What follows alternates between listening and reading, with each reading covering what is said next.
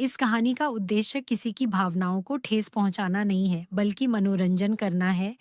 इसे अन्यथा ना लें। मैं धीरे धीरे अपना हाथ नीचे ले गई। मुझे जोरदार करंट लगा।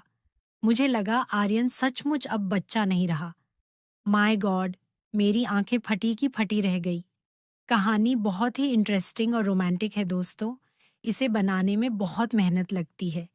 अगर आप चैनल पर नए हैं तो चैनल को सब्सक्राइब जरूर कर लीजिए। मेरा नाम नमिता है। मैं 26 की बहुत ही खूबसूरत महिला हूँ। मैं एक हाउसवाइफ हूँ और ग्रेटर नोएडा में 2 BHK के फ्लैट में रहती हूँ। मेरे पति एक एमएनसी में जॉब करते हैं और कंपनी की तरफ से ऑडिटिंग करने के लिए अलग-अलग शहरों में जाते रहते हैं। मेरी 1-2 साल की बेटी और इसके अलावा घर में मेरे सास ससुर हैं। भगवान की दया से पैसों की कोई कमी नहीं है। घर गृहस्थी बहुत अच्छे से चल रही है। बस जीवन में एक ही कमी है कि मेरे पति कई कई दिन घर से बाहर रहते हैं। मेरा मायका रायबरेली में है। पिछले महीने की एक सुबह मेरे मायके से मेरी माँ का फोन आया कि आर्यन का एग्जाम है गाजियाबाद में। अगर तुम्हें कोई दिक्कत ना हो तो वह तुम्हारे पास ही कुछ दिन रुक जाएगा। मैंने कहा, मम्मी, इसमें दिक्कत कैसी? आर्यन मेरे पास आराम से रुक सकता है। मैं बहुत खुश थी कि मायके से कोई आ रहा है। कुछ दिन तो अकेलेपन से निजात मिलेगी। आर्यन के बारे में मैं यहाँ आपको बता दूं कि वह रायबरेली में मेरे साथ ही स्कूल में पढ़ता था।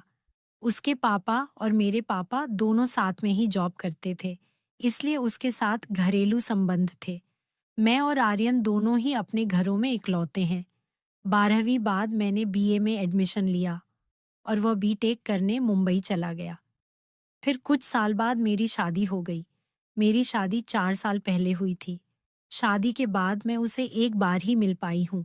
अब पहली बार वह मेरी ससुराल में आ रहा था। मेरे सास ससुर जो कुछ दिन के लिए बाहर ट्रिप गए थे, उन्हें मैंने फोन करके बताया। वह भी बहुत खुश हुए। बोले, अच्छा है, अब मुझे तुम्हारी चिंता नहीं होगी।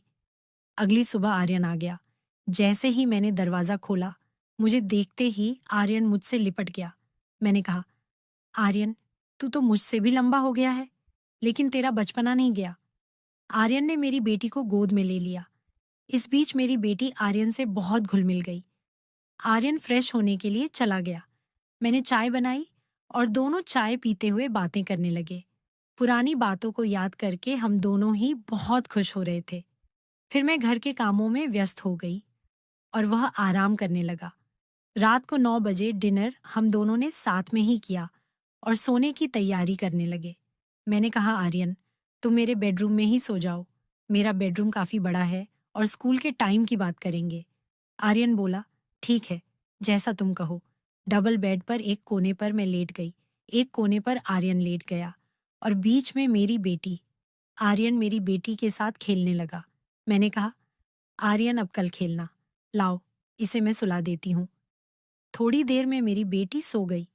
हम लोग स्कूल के दोस्तों की बातें करने लगे। कौन कहाँ है, क्या कर रहा है, वगैरह वगैरह। थोड़ी देर में आर्यन को नींद आने लगी और बोला, अब मैं सो रहा हूँ। मैंने लाइट बंद कर दी और नाइट लैम्प जला दिया। आर्यन सोते हुए बहुत अच्छा लग रहा था। गोरे गोरे और उसके पतले पतले होंठ।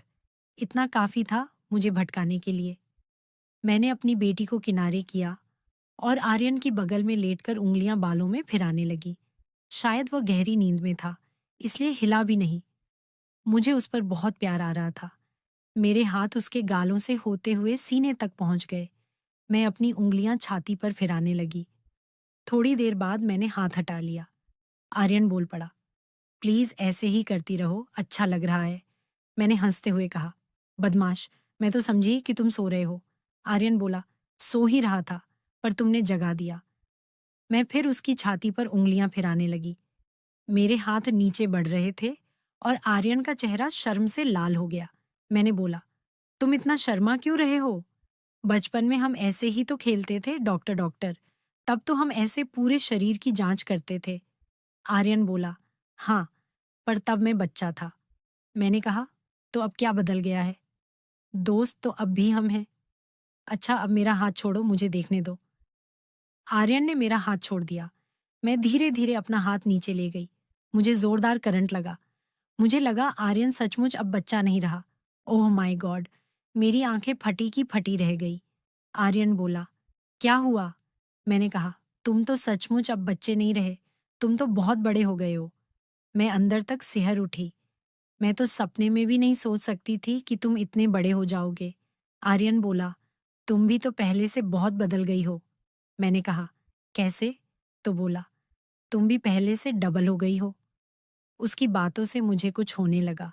मैं अपना मुंह उसके कान के पास ले गई और बोली, तुम्हारी कोई गर्लफ्रेंड है? तो वह बोला, नहीं। फिर तो मुझे ही सब सिखाना पड़ेगा। मैंने शुरू किया और बिल्कुल धीरे से पूछा, कैसा लग रहा है? वह बोला, बहुत अच्छा। मैंने उसके कान में धीरे से पूछा, आगे करना है? आर्यन का चेहरा एकदम लाल हो गया, एकदम चुप। मैंने फिर पूछा। इस बार वह बोला, मुझे कुछ नहीं आता। मैंने कहा, कोई बात नहीं। उसे बहुत शर्म आ रही थी। आर्यन मेरा गोरा शरीर देखकर बोला, तुम तो बहुत सुंदर हो। फिर वह सहलाने लगा। मेरे अंदर आग लगने लगी। कई दिनों से मैंने आनंद नहीं लिया था। आर्यन की शर्म अब कम हो गई थी। सहलाते हुए बोला, ये तो कमाल के हैं। तुम्हारी तो बिल्कुल हीरोइनों के जैसे हैं। अब खेल शुरू हो चुका था। मुझे बड़ा मजा आने लगा। मेरा मन आतुर हो उठा। मैंने बोला, देखो आर्यन, अब यह शर्म वर्म छोड़ दो। जो करना है जल्दी से करो। मैंने आर्यन को सीधे लिटा दिया और कहा, अब मैं तुम्हें मजा देती हूँ। आर्यन के बदन में झुरझुरी सी दौड़ गई। मैंने कहा, परेशान मत हो, थोड़ी देर में बड़ा मजा आएगा। दोनों पसीने से तरबतर हो गए। मेरा शरीर कांपने लगा। थोड़ी देर बाद हम दोनों ही निडाल हो गए। आर्यन, इतना मजा तो आज तक कभी नहीं आया। तुम बहुत अच्छे हो। आर्यन बोला, मैं भी आज बहुत खुश हूं। मैं तो कभी सपने में भी नहीं सोच सकता था कि ऐसा कभी होगा। मैंने हंसते हुए कहा, आर्यन, सच में आज तूने वह मजा दिया है जिसे मैं कभी नहीं भूल पाऊंगी। फिर हम दोनों फ्रेश होकर सो गए। 4 दिन आर्यन मेरे घर पर रुका। चारों दिन हम दोनों ने खूब एंजॉय किया।